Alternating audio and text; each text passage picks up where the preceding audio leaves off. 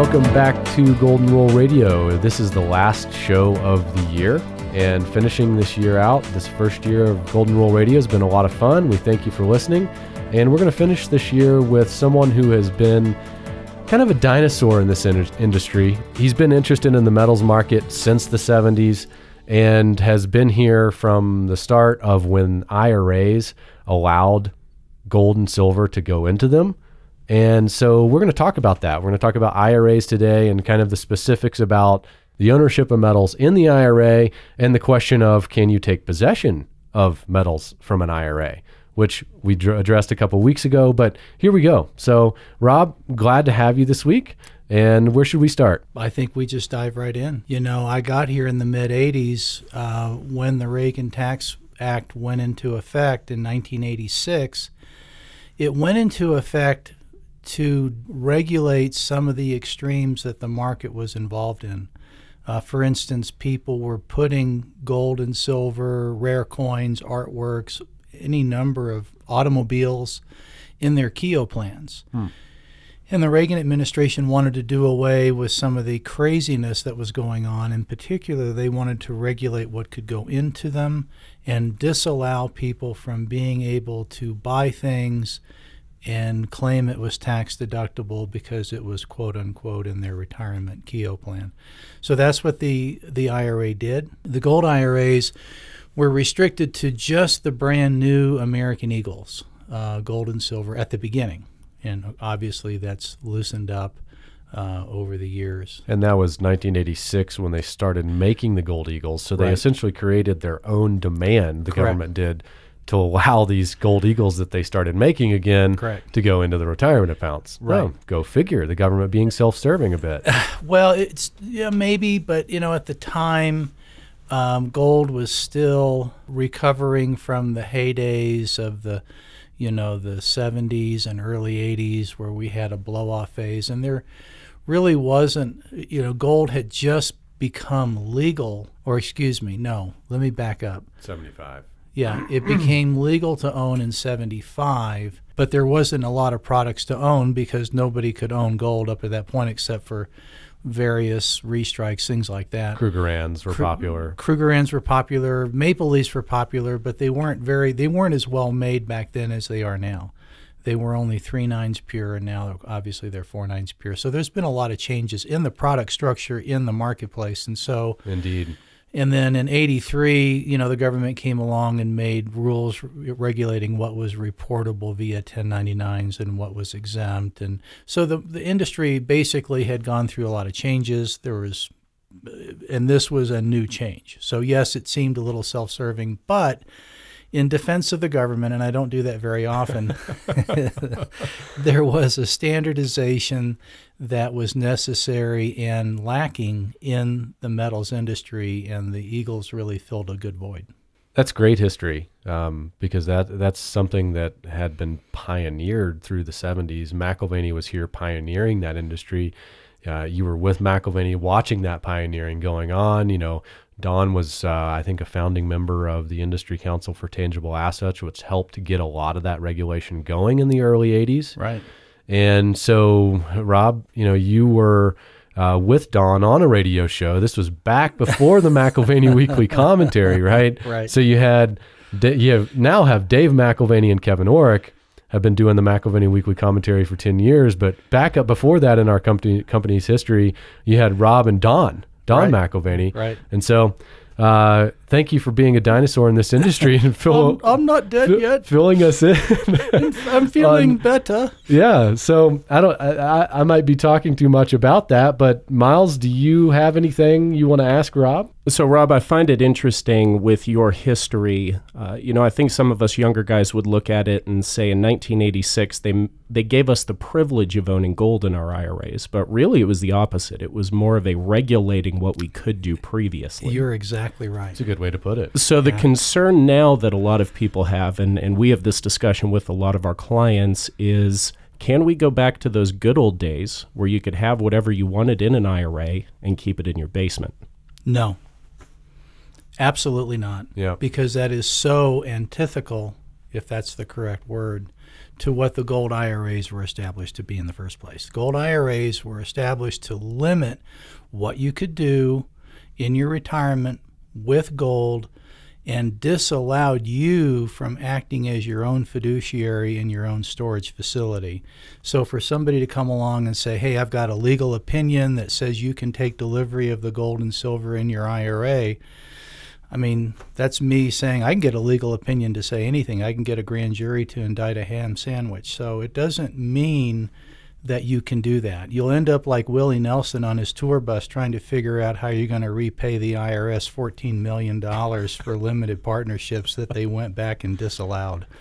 Well, and that's exactly what a lot of these companies are doing, is you're paying them a fee to set up a limited liability partnership, and then they wash their hands of anything from that point on. That's correct. So there's no liability on their part. They tell you there's no liability on your part personally because it's in the name of the LLC. Right.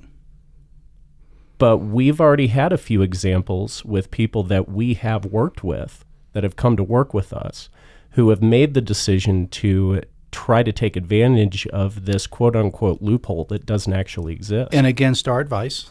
Mm-hmm. Yeah, and they lost. And they've lost. Right. Big time. That's the point, is they have lost. They lost big time. And, I mean, they're rolling their dice with their retirement. It's not just like, oh, I have some expenses that they're going to disallow, and I owe them X amount of dollars. It's your retirement that you're doing this with. Well, one of my most favorite clients who's been with me almost for the full 30-odd years I've been here said, Rob, you can do whatever you want until you're audited. And that's exactly right. People think they're getting away with it, but they just haven't been caught up with yet. Well, there are ways that you can take delivery of gold and silver in a retirement plan, in a defined benefit plan or a pension and profit sharing plan, which is far more expensive. I still have clients that do that, but they have sizable legal bills and a lot more scrutiny than a simple IRA or a Roth IRA. At this point, for the average guy like you and me, an IRA is the most cost effective. The metals are stored at a depository like Delaware Depository. You have trustees like Gold Star and Equity, and there's several others that we use. Right. To just, don't try to get too crazy. If you have the money and you can afford to have a legal team and a CPA team working with you, you can do a defined benefit plan. Other than that, it's very expensive to go that route. Simple IRAs and Roth IRAs, just do it the way it was set up and intended originally, and you'll be fine. Plus, I think the greatest advantage of the IRAs is our ratio trading strategy. I mean, right now we're pushing 80-to-1 silver to gold ratio. There's a 20-25% discount of platinum to gold. It's a 10% discount platinum to palladium. For guys who've been listening to your show throughout the year, they know what an amazing time this is to buy some silver and to buy some platinum and to sell their palladium and buy platinum with it. There's so many trades that are not once in a lifetime trades, but they're like once every 5-10 year trades. And an IRA allows you to do ratio trading without having to pay taxes as you go. Right. You get to use all the ounces that you're taking from one side of the trade Correct. And apply it to the other side of the trade. Yeah, that's really well said. Yeah. Yeah, you don't lose anything by having to give Uncle Sam something. So in the IRA, it makes the most sense. And without sounding like a cheesy salesperson, this is your opportunity to be taking advantage of the ratio trading with gold silver ratio almost at an all-time high. It's as high as it's been for a while and kind of doesn't have very much room to go past 80, 81, 82. Well, we were at 100-to-1 in the early 90s. Back in the 90s, yeah. Right. I mean, how long ago was that? I know you've lived a little bit longer than I have, but I mean, well, yeah, that was a long time ago. You were in three-cornered pants back in the early 90s, weren't you? Just about.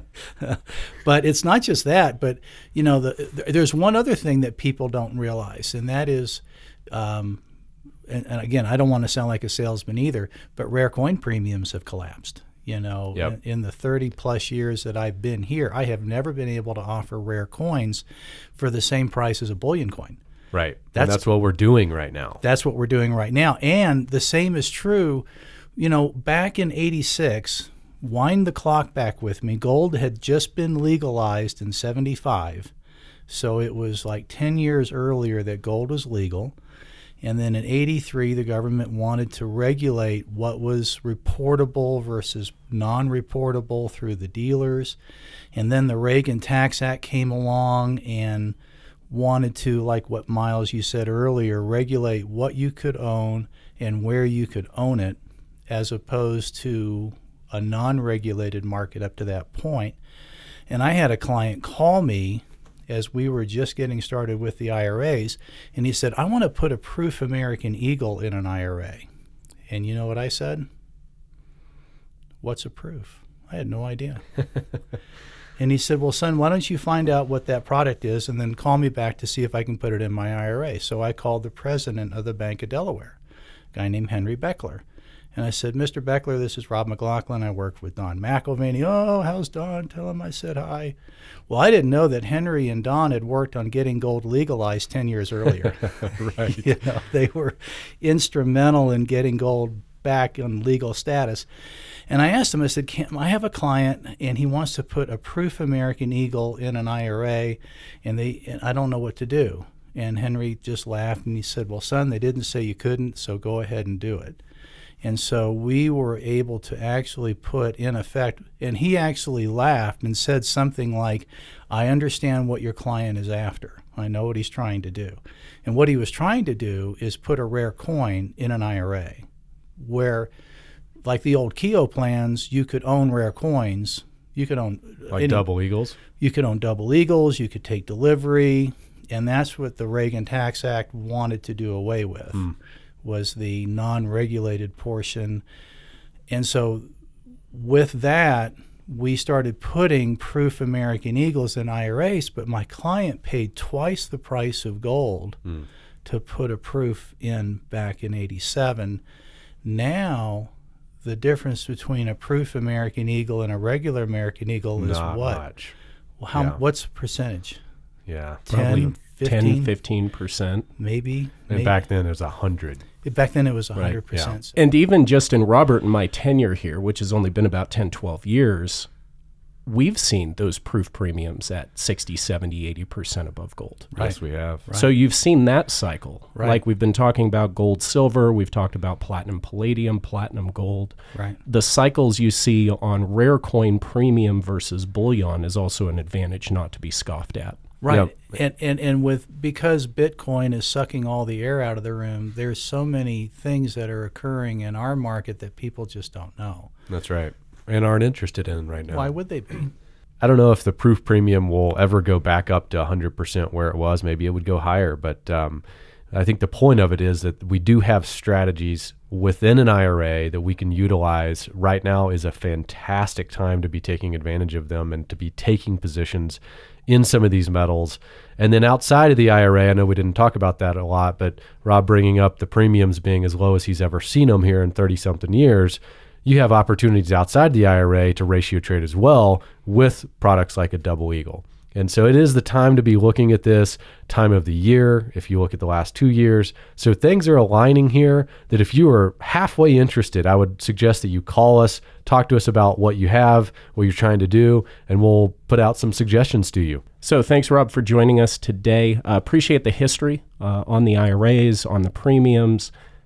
You know, a lot of what you guys were doing in the 80s, 90s, absolutely built where we're going now, where we're going into the future with ratio trading, with premium movements, obviously being right at the forefront of how IRAs work, which a lot of our clients are involved in today now. So thank you for all that. Thank you for coming in today. We absolutely look forward to having you on a couple times, maybe next year. That'd be awesome. I'll look forward to it. So that concludes 1 year of Golden Rule Radio, and we want to thank you for listening.